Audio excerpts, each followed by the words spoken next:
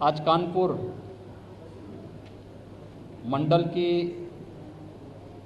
Corona प्रबंधन से संबंधित बैठक की समीक्षा करने के लिए मुझे यहाँ आने का अवसर प्राप्त हुआ है।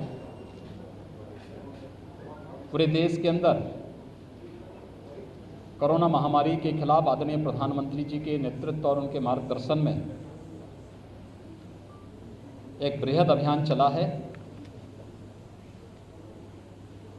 100 वर्षों यानी इस एक सदी की सबसे बड़ी महामारी का सामना वर्तमान में पूरा देश और पूरी दुनिया कर रही है। उत्तर प्रदेश देश की आबादी का सबसे बड़ा प्रदेश होने के नाते सबसे बड़ी जिम्मेदारी के साथ इस अभियान के साथ जुटा है और उसके अपेक्षित परिणाम भी सामने आए हैं। जो आशंका उत्तर प्रदेश के बारे में व्यक्त की जा रही थी कि सेकेंड वेव का जब पीक आएगा तो लगभग 15 दिन का एक उसका पीरियड होता है, तो इस 15 दिनों तक उत्तर प्रदेश में 1 लाख केस पर डे आएंगे। लेकिन आदरणीय प्रधानमंत्री जी का मार्गदर्शन और टीम वर्क का परिणाम है कि उत्तर प्रदेश के अंदर जो सर्वाधिक केस आए थे 24 अप्रैल को आए थे वह थे 38,000। एक्टिव केस उत्तर प्रदेश के अंदर जब हमारी पॉजिटिविटी रेट प्रदेश की कम थी और रिकवरी प्रदेश की कम थी, पॉजिटिविटी ज़्यादा थी, तब प्रदेश के अंदर एक्टिव केस की संख्या 3,10,000 तक पहुंची थी। आज प्रदेश के अंदर कुल 94,000 एक्टिव केस हैं। पिछले 21 दिनों में हम लोगों ने प्रदेश में 2,16,000 एक्टिव केस को पूरी तरह रिकवर करते हुए वे लोग अपने घरों को गए हैं। प्रदेश की अगर पॉजिटिविटी अगर आप देखेंगे तो यह लगभग 2.4 के आसपास है और रिकवरी 93% से अधिक है। एक बृहद अभियान का परिणाम है। इसमें ट्रेस, टेस्ट एंड ट्रीट के अर्ली एंड एग्रेसिव कैंपेन प्रदेश ने पूरे प्रदेश के अंदर हम लोगों ने प्रारंभ किया और उसका परिणाम था हम लोग अब तक 4,65,00,000 से अधिक टेस्ट संपन्न कर चुके हैं पूरे प्रदेश में।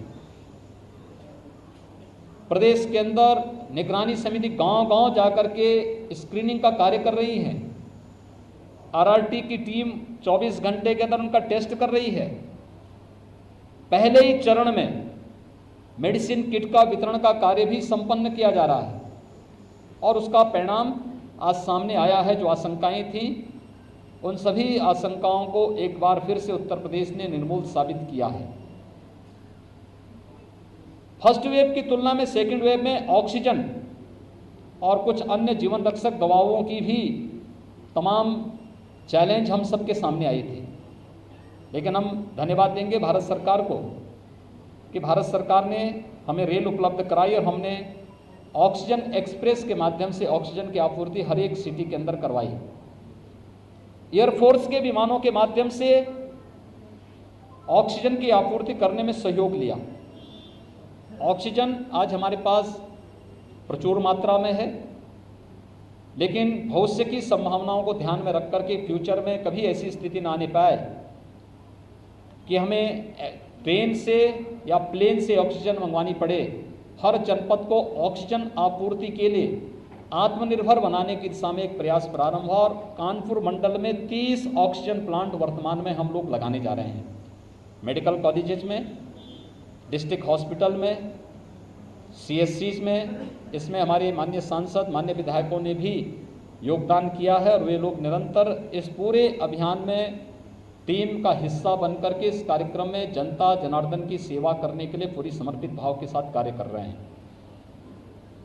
जब पीक पे सेकेंड वेव थी, कुछ लोगों ने उस समय मजबूरी का फायदा उठाने का प्रयास किया और खासतौर पर कुछ जीवन रक्षक दवाओं का कालाबाजारी करने का प्रयास किया। इस मामले में सरकार ने सख्ती की। कुछ लोगों पर हम लोगों ने उनकी गिरफ्तारी करने के साथ साथ एनएसए की कार्रवाई भी उन पर की गई है। आगे भी कोई भी कालाबाजारी होगा, जो किसी का शोषण करेगा, उसके खिलाफ इतनी सख्ती के साथ सरकार निपटेगी और उस पर बहुत सख्ती करेगी। आवश्यकता पड़ेगी तो ऐसे तत्वों की संपत्तियों को जब्त करने की कार्रवाई भी सरकार करेगी। हमारी कोरोना के खिलाफ इस लड़ाई को मजबूती से आगे बढ़ाने के लिए हम लोगों ने जहां वैक्सीनेशन के कार्यक्रम को भी तेजी किया है, पूरे प्रदेश के अंदर अब तक 1,62,00,000 से अधिक लोगों को हम वैक्सीन उपलब्ध करवा चुके हैं।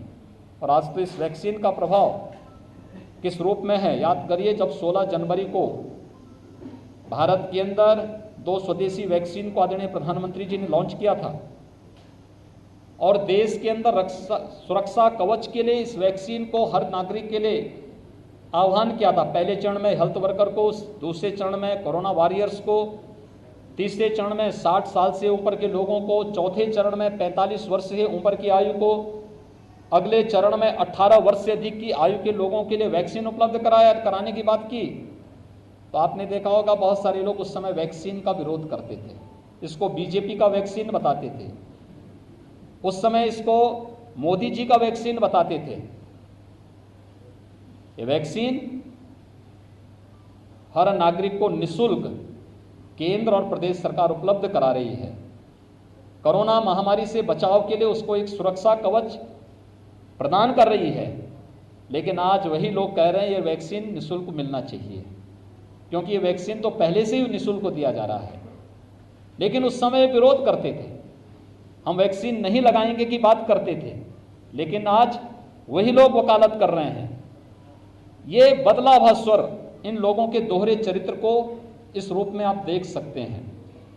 वैक्सीनेशन का कार्यक्रम युद्ध स्तर पर आगे चल रहा है। हम लोगों ने ग्रामीण क्षेत्र में भी जो कॉमन सर्विस सेंटर है या शहरी क्षेत्र में कॉमन सर्विस सेंटर हैं, दिव्यांगजन या फिर जो भी ऐसे ज़रूरतमंद हैं, गांव का मजदूर है, किसान है, महिलाएं हैं, उनको गांव के बाहर न जाना पड़े। हमारा प्रयास है कि सेकेंड वेव को हम 30 मई तक नियंत्रित करने में काफ़ी हद तक सफल हो जाएंगे। इसके बाद जून में हम लोग वैक्सीनेशन की स्पीड को बढ़ाने वाले हैं और फोकस करने वाले हैं उन क्षेत्रों में जो लोग महत्वपूर्ण केंद्रों पर, बड़े बड़े सेंटर में नहीं आ सकते। वहाँ पर उनके लिए हमारे जनप्रतिनिधियों के सहयोग से वहाँ पर वेटिंग एरिया, ऑब्जर्वेशन एरिया बना करके और वहाँ पर उनको वहीं गांव के पास ही उनको वैक्सीन देने की कार्रवाई को भी बृहद पैमाने पर आगे बढ़ाने की कार्रवाई की जा रही है। भारत सरकार हमें इस मामले में पर्याप्त सहयोग कर रही है, भरपूर वैक्सीन उपलब्ध करवा रही है। ब्लैक फंगस की एक नई समस्या हमारे सामने आई है। हमने आज ही कानपुर को भी इसका एक सेंटर बनाने के लिए कहा है कि कानपुर को पर्याप्त मात्रा में दवा मिले। यहाँ के जनप्रतिनिधियों ने ये बात अभी मीटिंग में रखी थी, मैंने इसके लिए एक आदेश किया है। दूसरा, कानपुर का नगर निगम का एक बच्चों का हॉस्पिटल पिछले कई वर्षों से बंद हो गया था। मैंने यहाँ के मंडलायुक्त को और जिलाधिकारी को नगर निगम के साथ मिल करके उसको फिर से संचालित करने और उसमें मैन पावर, उसकी मरम्मत, उसके में मैन पावर और जो भी उपकरण लाने उसको बनाने और उसको एक बच्चों का अच्छा हॉस्पिटल के रूप में फिर से विकसित करने के लिए यहाँ पर इनको निर्देशित किया है।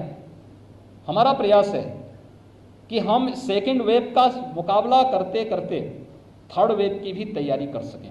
हर मेडिकल कॉलेज को पीडियाट्रिक आईसीयू के 100 बेड्स की तैयारी अभी से करने के लिए वहाँ पे लगभग 100 बेड मेडिकल कॉलेजेस में नीको के होने चाहिए, ऑक्सीजन युक्त होने चाहिए। इसकी तैयारी हर मेडिकल कॉलेज करे। 25 से 30 बेड पीकू के पीडियाट्रिक आईसीयू के निर्माण के लिए हर डिस्ट्रिक्ट हॉस्पिटल से कहा गया है और कुछ ग्रामीण क्षेत्र में सीएससी को भी इसकी तैयारी के लिए अभी से अपनी प्लानिंग आगे बढ़ा करके अगले 15 दिनों के अंदर परिणाम प्रशासन उपलब्ध करवाएं।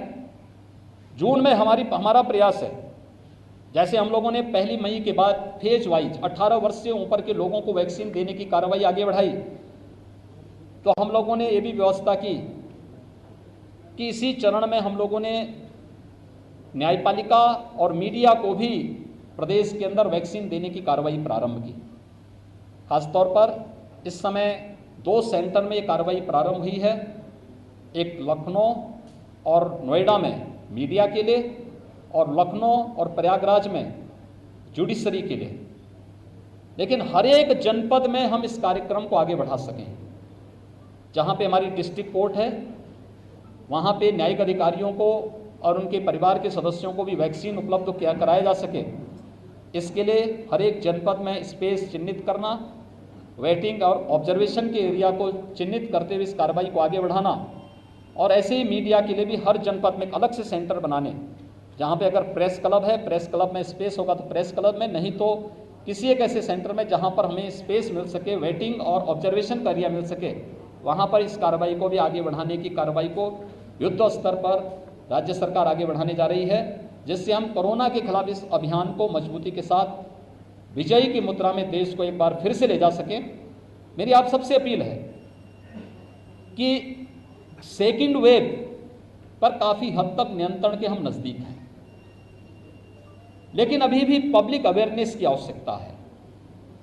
आप देख रहे होंगे फर्स्ट वेव से ही 25 मार्च से कोई दिन ऐसा नहीं, जिस दिन मैं उत्तर प्रदेश में रहूँगा, मैंने उत्तर प्रदेश के अंदर कोविड-19 से जुड़ी हुई बैठक जरूर ली, और उस कार्यक्रम को लगातार हम लोग प्रदेश के अंदर जनप्रतिनिधियों के साथ मिलकर के बनाते रहे। इसलिए हमने उन सभी आशंकाओं को एक और कर दिया जो कहते थे कि उत्तर प्रदेश सबसे बड़ा हॉटस्पॉट होगा,